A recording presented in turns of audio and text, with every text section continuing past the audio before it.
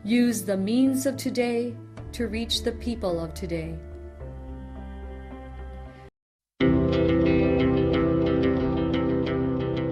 The Church Speaks, an episode where the Holy Father, the Pope, and the bishops of the Philippines speaks about their apostolic letters and exhortations to all Catholic Christians.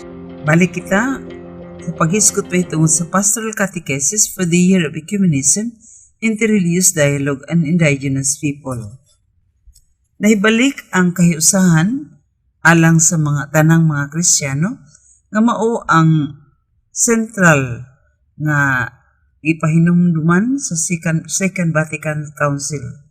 O kini ang nahisulod dining usa ka dokumento nga gitawag Unitatis Redintegratio, Restoration of Unity. O adunay tumong kini nga dokumento nga naghisgot mahitungod sa konkretong guidelines nga makatabang sa kada Katoliko sa pagtrabaho sa pagpaningkamot nga maadunay kahiusahan ang Kristiyano. Kining Unitatis Redintegratio naghisgot mahitungod sa mahinungdanon nga buluhaton aron gayud nga matabangan ang kada Kristiyano nga makighiusa sa lain-lain nga pagtuo. Tabaw sa tanan ang unang kapitulo naghisgot pa tungod sa pag-ampo ni Jesus nga ang tanan nga magtutuo mahimong usa uban kaniya o sa amahan. Matod pa, one begins with Christ's prayer that all believers may be one as He and the Father are one. So naglahandom kini nga ang Espiritu Santo mutabang sa tanan nga mga magtutuo nga makighiusa kang Kristo o makighiusa usab sa nakalain-laing pagtuo sa tibuok kalibutan. Balik kita sa paghisgot mahitungod niini Pastoral Catechesis alang sa tuig sa Ecumenismo, Interreligious Dialogue o Indigenous People.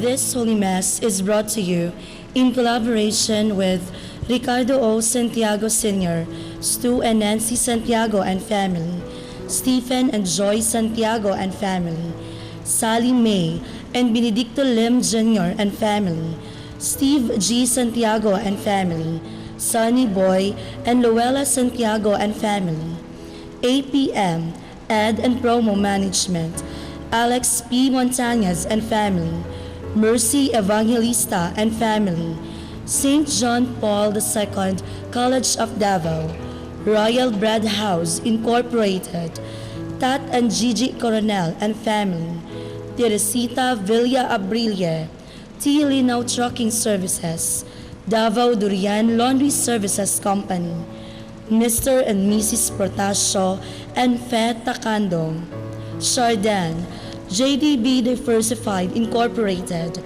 Melvin E. Aveles, Porita and Lorenzo and family, Attorney Ellie and Veronica Bretania and family, Jesus Enrique D. Bretania and family, Quilans Food House, PSST Botejong Shop, Brother Henry and Lolita Evangelista and family, Mr. and Mrs. Lucas B. Datoy and family, Jess and Amelia Dizon, Gus and Sophie, Adolfo and Malu Ato, Amparo Ecasas and family, MR Human and Environmental College and family, Vivian Cam APC, Carwell Construction Incorporated, Nene Villarica and family, and Fel Yamido and family.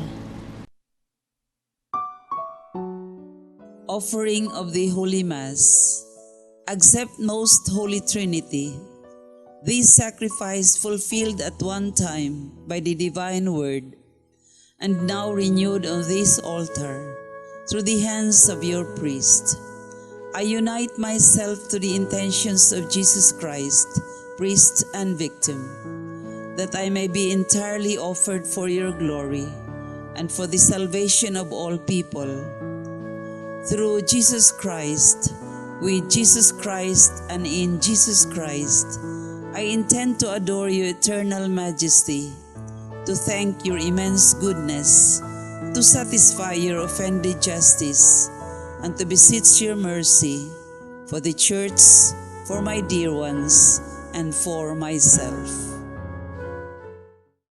We pray for the intentions of our regular sponsors, choir members, donors, offerers, and volunteers of this Holy Mass, especially the sponsoring group, Provincial Government of Davao del Norte, headed by the Honorable Governor Edwin I. Hubahib. Thanksgiving intentions of Nida Tumalip, Dr. Carlos Tan and family, Anonymous, Vita Rivera Bookkeeping Services, Attorney Clemencia Catalunya, Elsa Garcia and family, Sun Life Financial, Ben and Aris Batung, Dasha, Board Member Frank Remitar and family, PADO CIDD of Davao del Norte, Provincial Planning and Development Office, Provincial Treasurer's Office, Provincial General Services Office, June and Jean Rabanos and family, former Vice Governor Victorio R. Suwaybagyo Jr., Felix and Winnie Kahukom and family, Mary Cares Timbol Abukot and family, and Tony and Ninfa Parantar and family. Good health of Lita Montalban, Ninita Andrino, and Stan Angelo Apostol. Birthday intentions of Thelma Mercado, Alice Ascona, Zenny Ablang, Ana Farrell, Malu Yap, Sophie Zuluaga, Rose Libro, Noel B. Casilan, Edison P. Almero, Ricky John Hostol, Felicity F. Aguilar, Carmelita B. Recentes, Mercedes Aviles, Sister Rica Dalagit FSP, and Luz Bataw. Recovery and healing of Emil Season, Linda Torrejos, Henry Evangelista, Christine Mabilen, Rudolfo B. Torrejos Jr., and Lourdes Dulatre. For the eternal repose of Vidala, Father Fernando Suarez, Rudolfo, Bernardo, Milagros, Luciana, Jermin, Ernesto Sr., Elpidio, Adelaida, Erlinda, Jessica, Claudio, Thelma, Marutas, Julio, Menandro Sr., Anastasio, Felipa, Eduardo, Angelina, Manuel, D and CAM deceased members, Conrada, Rinerio Sr., and all the deceased benefactors, sponsors, and cooperators of the Paulines Media Mission. Prayer for the sick. In the name of the Father, and of the Son, and of the Holy Spirit. Amen.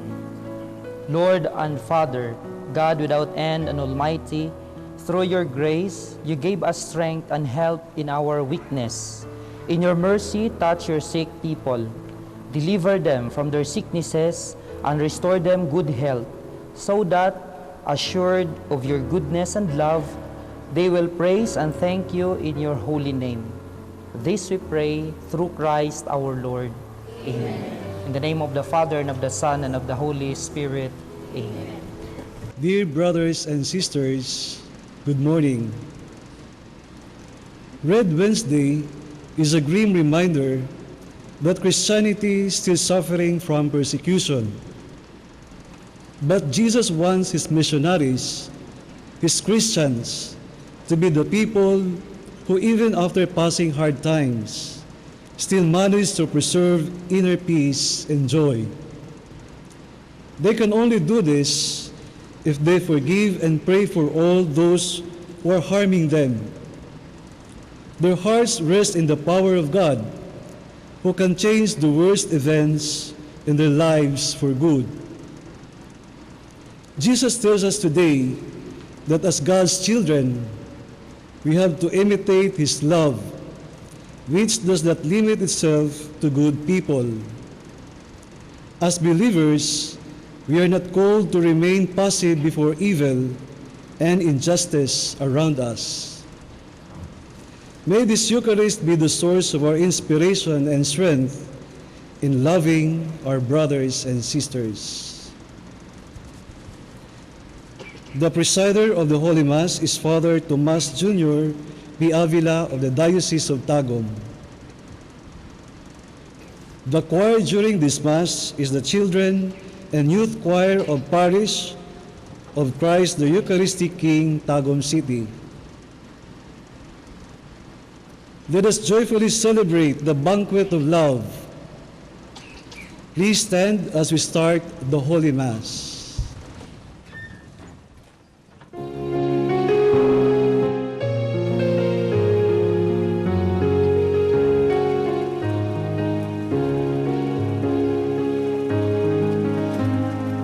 Come to the feast of heaven and earth. Come to the table of plenty. God will provide for all that we need here at the table of plenty. Oh, come and sit at my table, where saints and sinners are friends. I wait to welcome the lost and longing to share the cup of my Lord. Come to the feast of heaven and earth. Come to the table of plenty. God will provide for all that we need here at the table of plenty. In the name of the Father, and of the Son, and of the Holy Spirit, the grace of our Lord Jesus Christ, and the love of God, and the communion of the Holy Spirit be with you all. We thank the Lord for gathering us to share in His banquet. As we present to Him our thanksgiving, we also pray for our brothers and sisters who could not attend the celebration of the Holy Eucharist in our churches, those who are following us now and are suffering because of illness, are infirm, the elderly, and those who take care of them. Brethren, let us now acknowledge our sins and so prepare ourselves to celebrate the sacred mysteries. I confess to Almighty God and to you, my brothers and sisters, that I have greatly sinned in my thoughts and in my words, in what I have done, in what I have failed to do, through my fault, through my most grievous fault. Therefore, I ask Blessed Mary, ever Virgin, all the angels and saints, and you, my brothers and sisters, to pray for me to the Lord our God. May Almighty God have mercy on us, forgive us our sins, and bring us to everlasting life. Amen.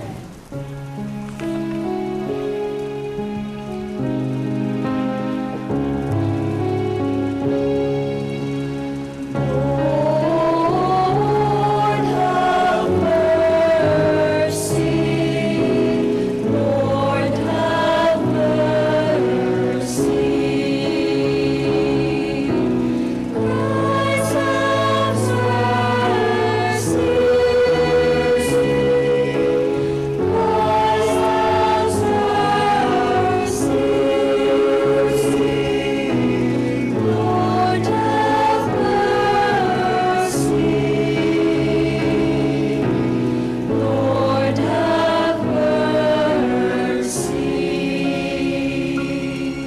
Gloria in excelsis Deo. Glory to God in the highest, and on earth peace to people of good will. Glory to God in the highest, and on earth peace to people of good will. We praise you, we bless you, we adore you, we glorify you, we give you thanks for your great glory. Lord God, heavenly King, O God, Almighty Father, glory to God in the highest, and on earth peace to people of good will. Lord Jesus Christ, only made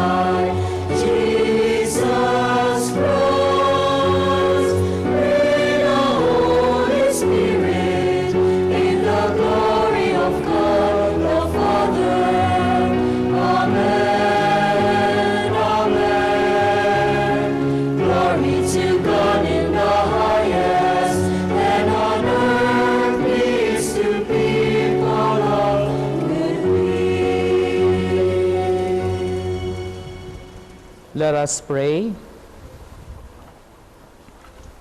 Grant, we pray, Almighty God, that always pondering spiritual things, we may carry out in both word and deed that which is pleasing to you. Through our Lord Jesus Christ, your Son, who lives and reigns with you in the unity of the Holy Spirit, one God, forever and ever. The Lord commanded the Israelites to love their fellow countrymen. Christian love makes no distinction between races, beliefs, and even one's moral standing. The first reading. From the book of Leviticus. The Lord said to Moses, "Speak to the whole Israelite community and tell them, 'Be holy, for I, the Lord, your God, am holy. You shall not bear hatred for your brother or sister in your heart. Though you may have to reprove your fellow citizen, do not incur sin because of him. Take no revenge and cherish no grudge against any of your people. You shall love your neighbor as yourself. I am the Lord.'" The word of the Lord. Thanks be to God.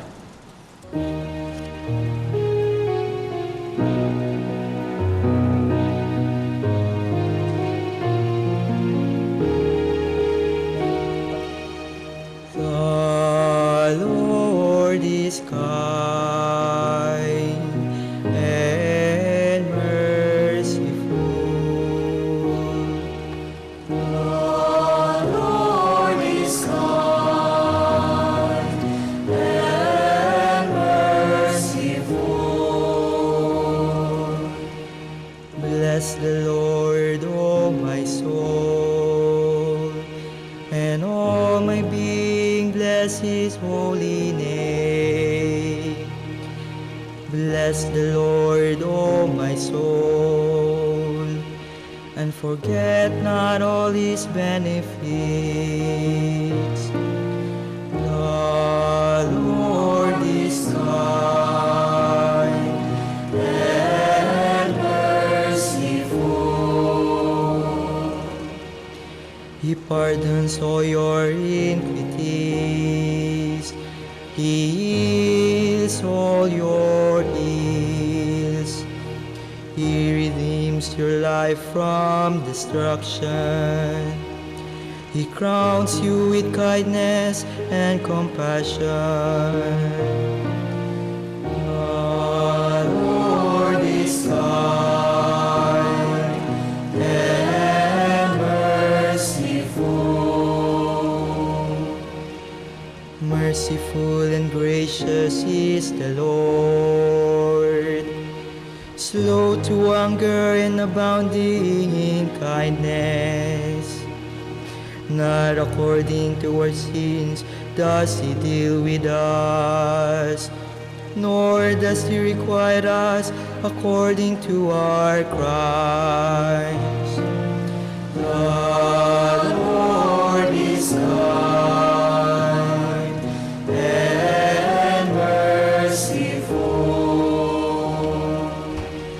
As far as the east is from the west, so far as he put our transgressions from us.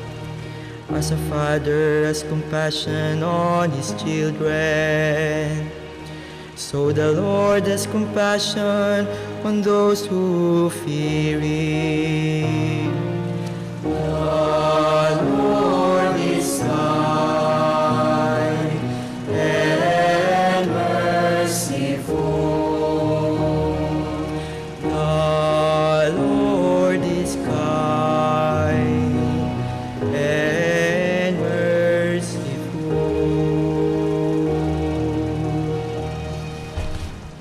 The Apostle Paul reminds us that the Holy Spirit dwelling in us makes us God's temple. If we are God's holy dwelling, we ought to respect and love each other. The second reading. A reading from the first letter of St. Paul to the Corinthians.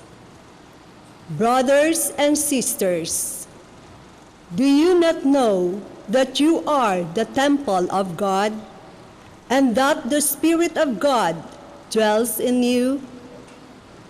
If anyone destroys God's temple, God will destroy that person. For the temple of God, which you are, is holy. Let no one deceive himself. If anyone among you considers himself wise in this age, let him become a fool, so as to become wise. For the wisdom of this world is foolishness in the eyes of God. For it is written, God catches the wise in their own ruses. And again, the Lord knows the thoughts of the wise, that they are vain. So, let no one boast among human beings, for everything belongs to you. Paul or Apollos or Cephas, or the world of life or death, or the present or the future, all belong to you, and you to Christ, and Christ to God. The word of the Lord. Thanks be to God.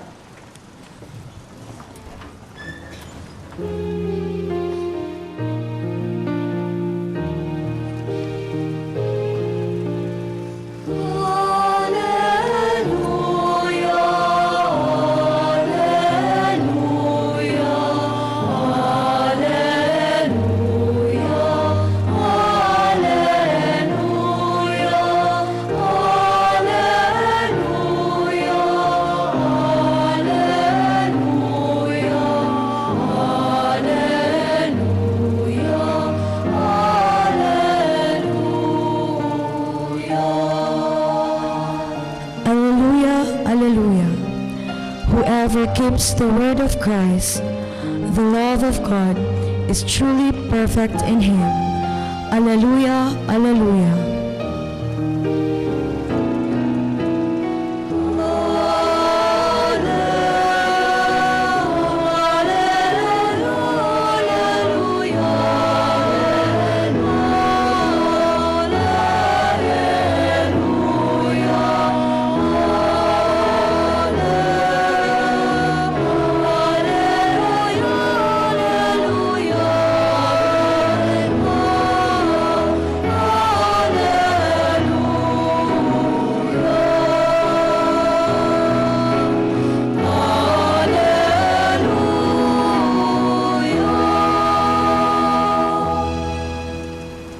The Lord be with you.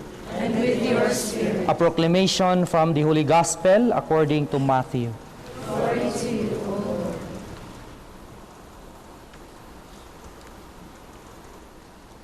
Jesus said to his disciples, "You have heard that it was said, an eye for an eye and a tooth for a tooth.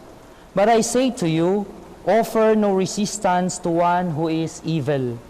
When someone strikes you on the right cheek, turn the other one as well. If anyone wants to go to law with you over your tunic, hand over your cloak as well. Should anyone press you into service for 1 mile, go for 2 miles. Give to the one who asks of you, and do not turn your back on one who wants to borrow. You have heard that it was said, you shall love your neighbor and hate your enemy. But I say to you, love your enemies, and pray for those who persecute you, that you may be children of your heavenly Father. For he makes his sun rise on the bad and the good, and causes rain to fall on the just and the unjust. For if you love those who love you, what recompense will you have? Do not the tax collectors do the same? And if you greet your brothers only, What is unusual about that? Do not the pagans do the same? So be perfect, just as your heavenly Father is perfect. The Gospel of the Lord. Praise to you, Lord Jesus Christ.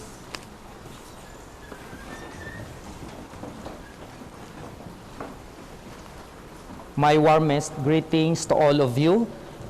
Can you now greet your seatmates? Blessed Sunday to everyone. We are also greeting those who are watching us now on TV. And my acknowledgement, especially to the representatives from the province of Davao del Norte. We have our officers here and many of our staff at the provincial capital office. I'm very happy to celebrate with you this Holy Eucharist. We are now on the 7th Sunday in Ordinary Time, the first part of the Ordinary Time, because we know that this coming Wednesday, we will start the Lenten season by the Ash Wednesday. Then the second part, of course, we know that the Ordinary Time, we will again celebrate it after the solemnity of the Pentecost. So as we reflect on the readings, let me ask you some questions. First, do you have enemies at this point in time? Who are they? Okay, so think about your enemies. Then what happened? Why has your relationship turned sour? Another one, if you have your way, what do you want to do with your enemies? What do you wish for them? And finally, are you open to be reconciled with them soon? Every once in a while, our relationship with others is tested. Sometimes it turned out that our best friends and even our family members become our worst enemies. And when we are angry at someone, we tend to behave differently. Others may become passive-aggressive. So meaning, while they are passive with their offenders, their aggression is expressed in ways like being critical or having a procrastinating attitude. So accordingly, these are manifestations of having the passive, aggressive type. Then some others become violent. They want to fight back and get even.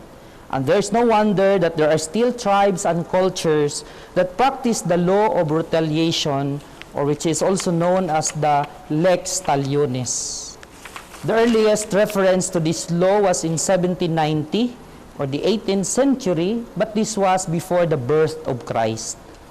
It was attributed to the ancient Babylon as the Code of Hammurabi, and it states, if a man puts out the eye of an equal, his eye be put out. If a man knocks the teeth out of the other man, his own teeth will be knocked out. The sacred scriptures also provide similar texts. We read it in the book of Exodus 21 verse 24. It says, eye for an eye, tooth for a tooth, hand for hand, foot for foot, burn for burn, wound for wound, stroke for stroke. Also in the book of Leviticus 24 verse 20, it says, anyone who injures the neighbor shall receive the same in return, broken limb for broken limb, eye for eye, tooth for tooth.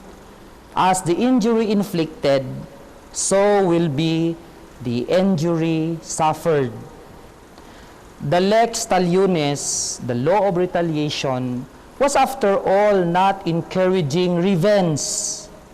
Father Geoffrey Plant in his commentary notes, far from being cruel, it restricts the extent of revenge exacted to limit irrational and disproportionate retaliation, to contain and limit the spiral of violence. Only an eye for an eye, only tooth for a tooth. The matter is now ended. So, if someone plucked out your eyes, you also have the right to pluck out the eye of the offender. But do not break his limb, nor kill him, because it is obvious that breaking the limb or killing him is not proportionate to the crime committed. The first reading tells us not to bear hatred to our brothers and sisters. We take no revenge and cherish no grudge against anybody, and that we should love our neighbor as ourselves. And in the same reading, the Lord exhorted His people to be perfect like Him. The second reading tells us that we are temples of the Spirit. So that's how sacred we are. In the Gospel, Jesus presents to us to love our enemies, that we should offer a wicked no resistance, nor should we think of revenge. We hear it read, when someone hits you on the right cheek, offer him the other as well. When you are asked to give your shirt, give him your coat as well. When anyone demands you to walk for a mile, then go for another mile. The question now here is, can we just interpret this message as it is? Is it not condoning or tolerating evil or injustice? When we study the context of the message, we will know that the Lord does not condone evil or injustice.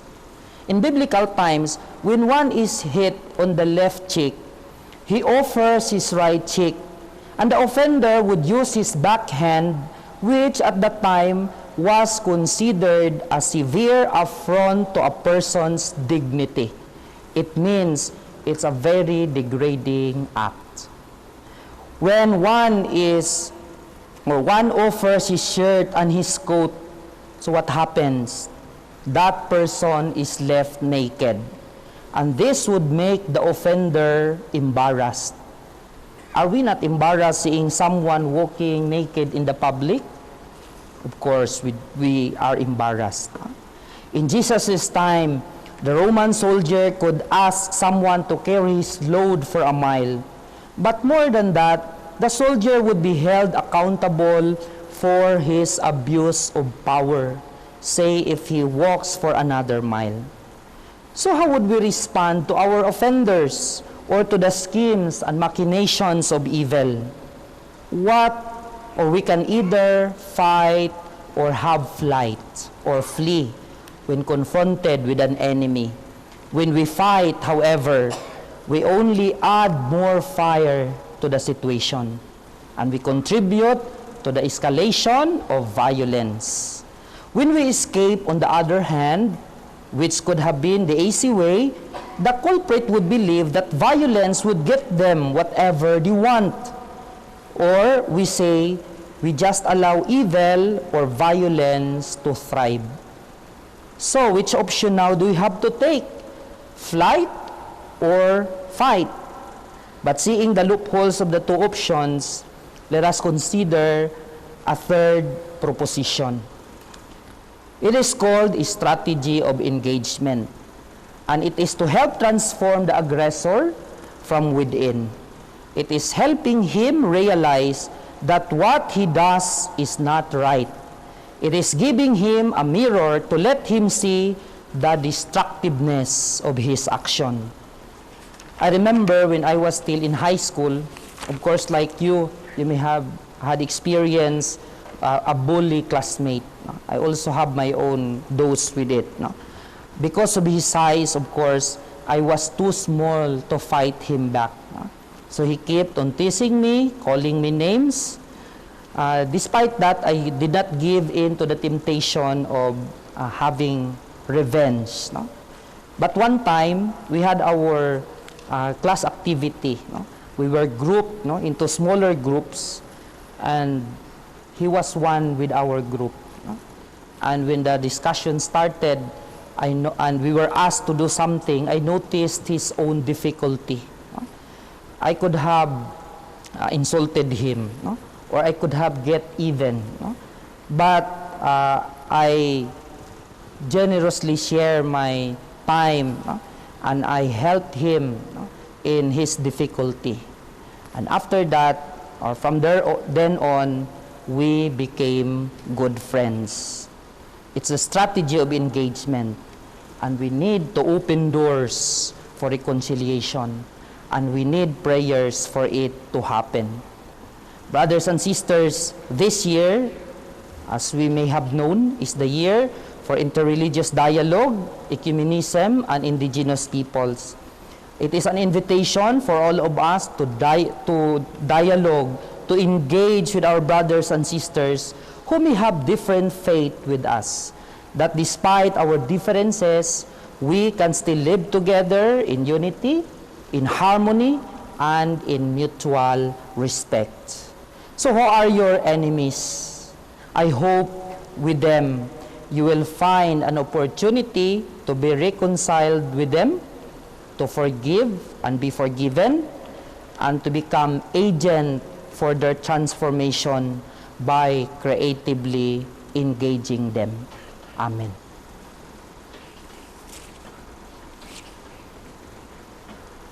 Let us now profess our faith.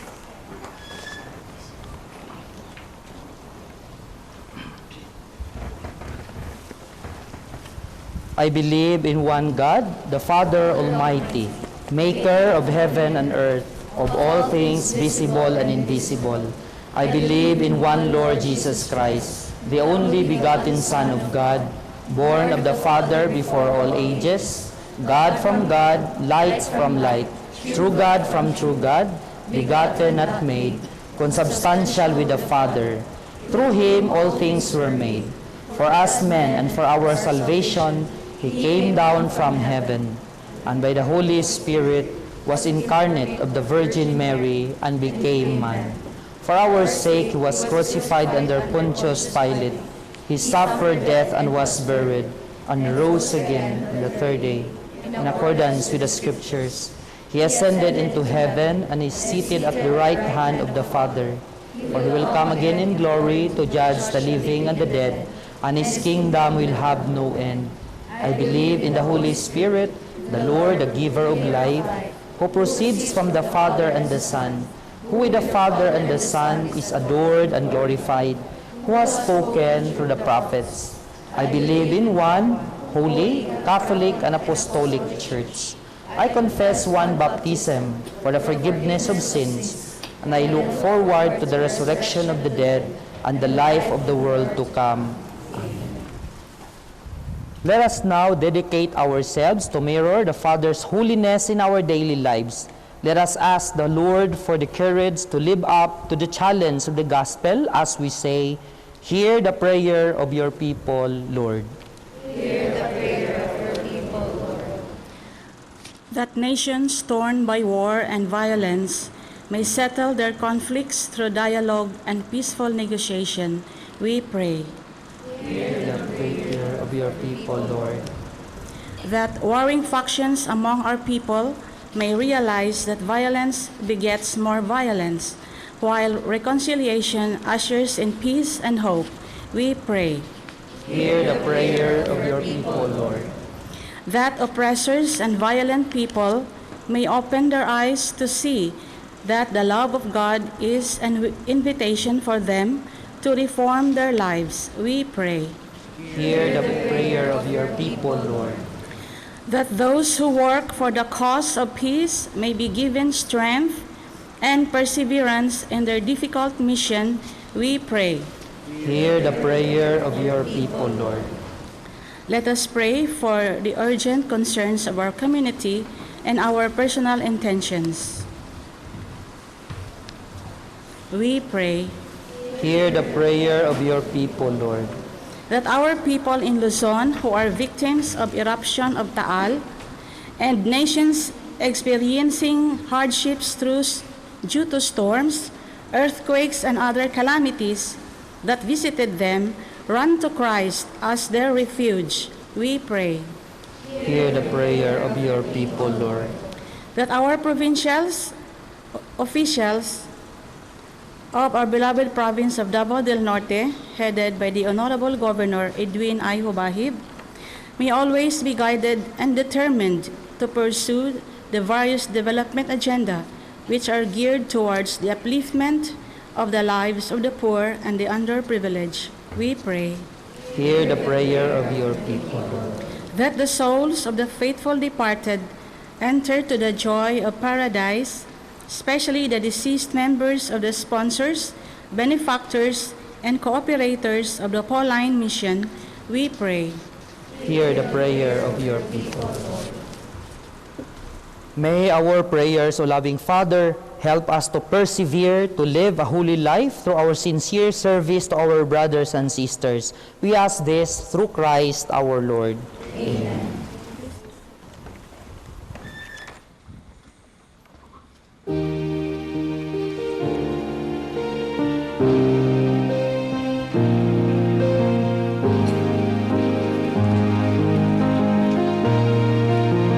If there's one more gift I ask of you, Lord, it would be peace here on earth,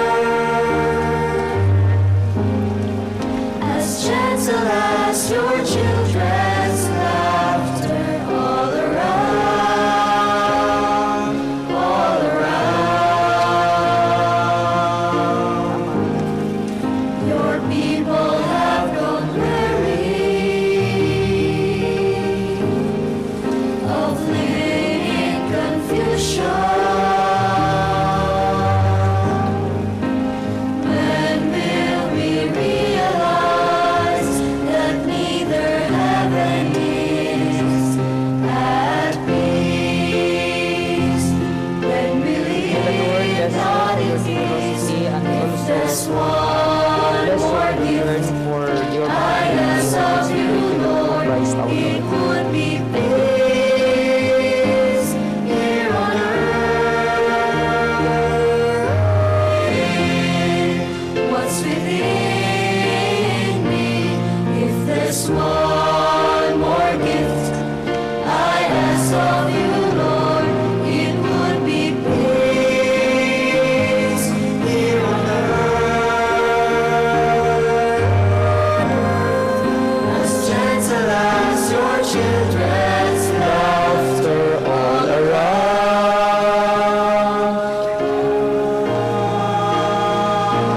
all around.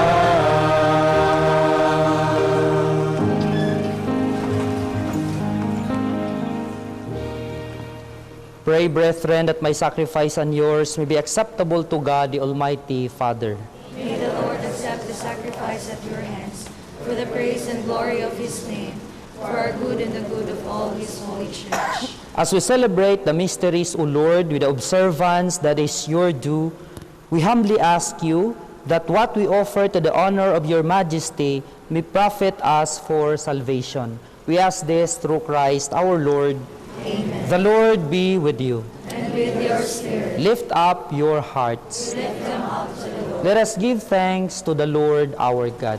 It is right and just. It is truly right and just, our duty and our salvation, always and everywhere to give you thanks, Lord, Holy Father, Almighty and Eternal God. For you laid the foundations of the world and have arranged the changing of times and seasons.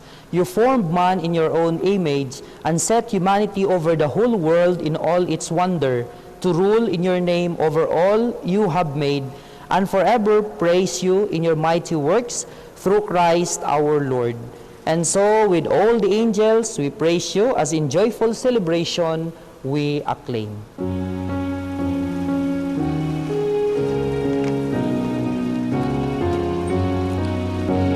Holy, holy, holy, Lord God of hosts, heaven and earth are full of your glory, full of your glory.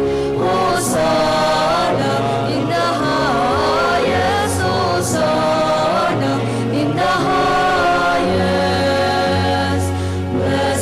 He who comes in the name of the Lord. Hosanna in the highest. Hosanna in the highest. Hosanna in the highest. Hosanna in the highest.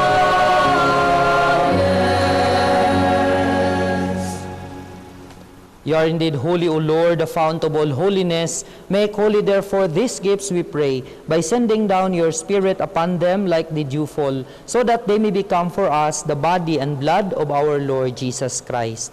At the time he was betrayed and entered willingly into his passion, he took bread and giving thanks broke it and gave it to his disciples, saying, Take this, all of you, and eat of it, for this is my body, which will be given up for you.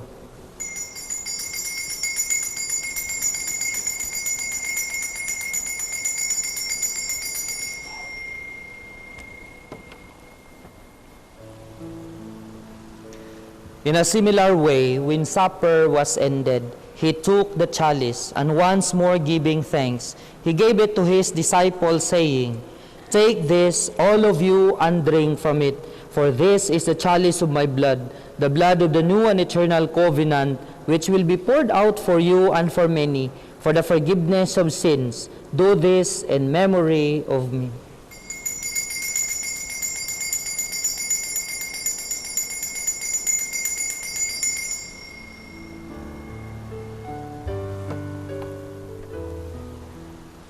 The mystery of faith.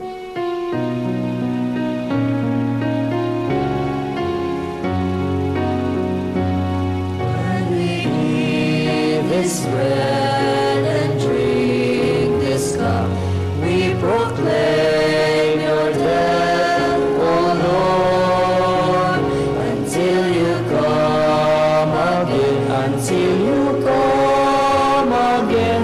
We proclaim your death, O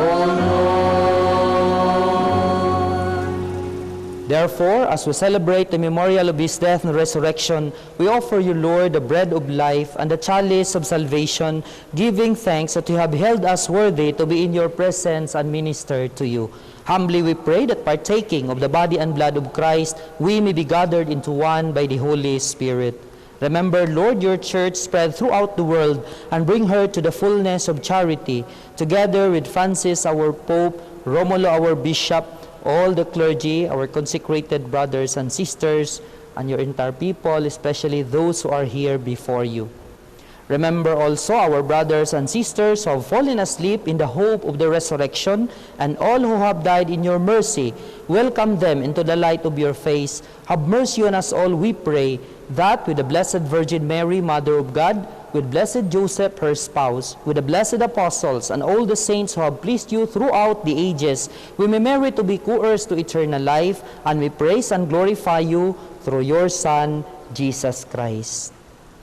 Through him, and with him, and in him, O God, Almighty Father, in the unity of the Holy Spirit, all glory and honor is yours forever and ever.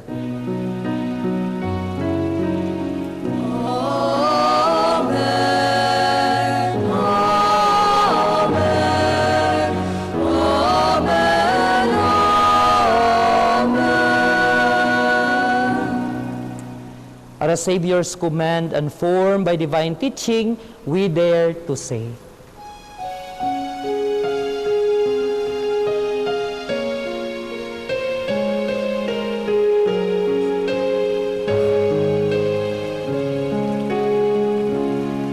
Our Father, who art in heaven, hallowed be thy name. Thy kingdom come.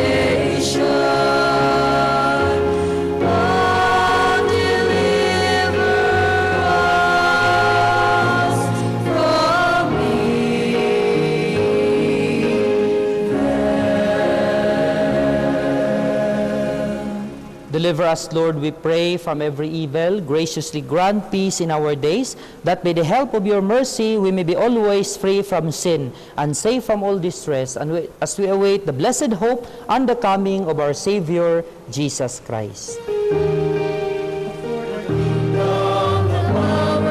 the glory are yours, now and forever.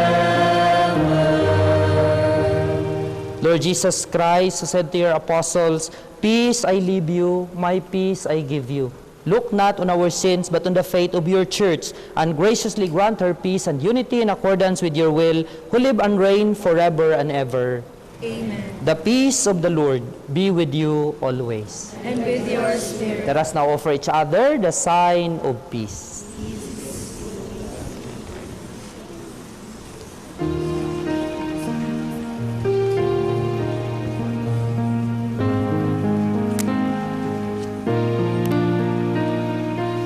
Lamb of God, you take away the sins of the world.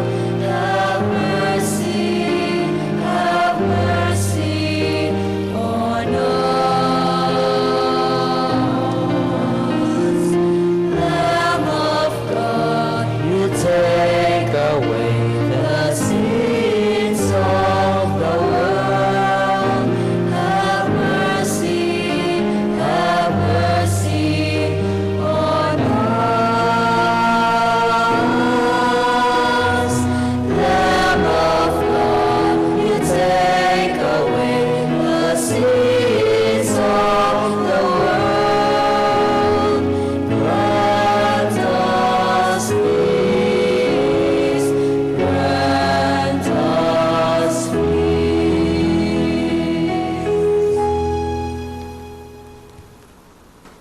Behold the Lamb of God. Behold him who takes away the sins of the world. Blessed are those called to the supper of the Lamb. Lord, I am not worthy that you should enter under my roof, but only say the word, and my soul shall be healed.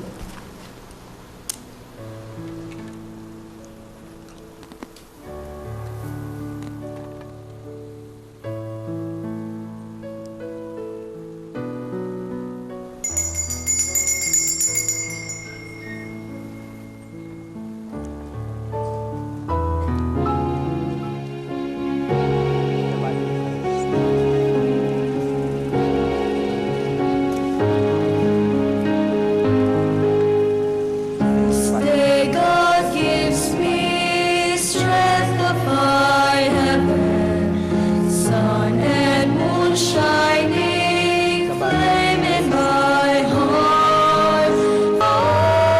Always, all that would harm me, stand by me still,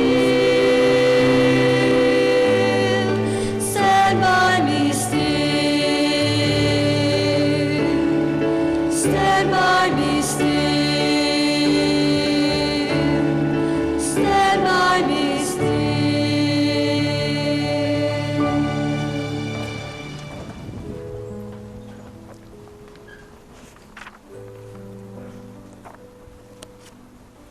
Let us pray. Grant, we pray, Almighty God, that we may experience the effects of the salvation which is pledged to us by these mysteries, through Christ our Lord. Amen.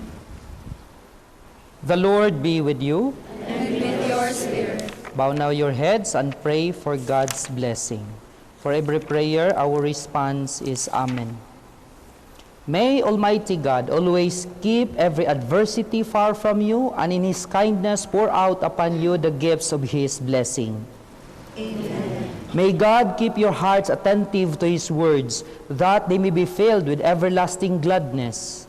Amen. And so, may you always understand what is good and right, and be found ever hastening along in the path of God's commands, made co-heirs with the citizens of heaven. Amen. It is very common to our young generation now to seek meaning, and they long to hope something which is greater. They are easily bored.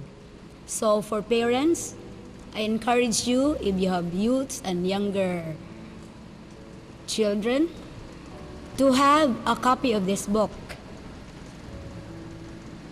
Blessed are the bored in spirit.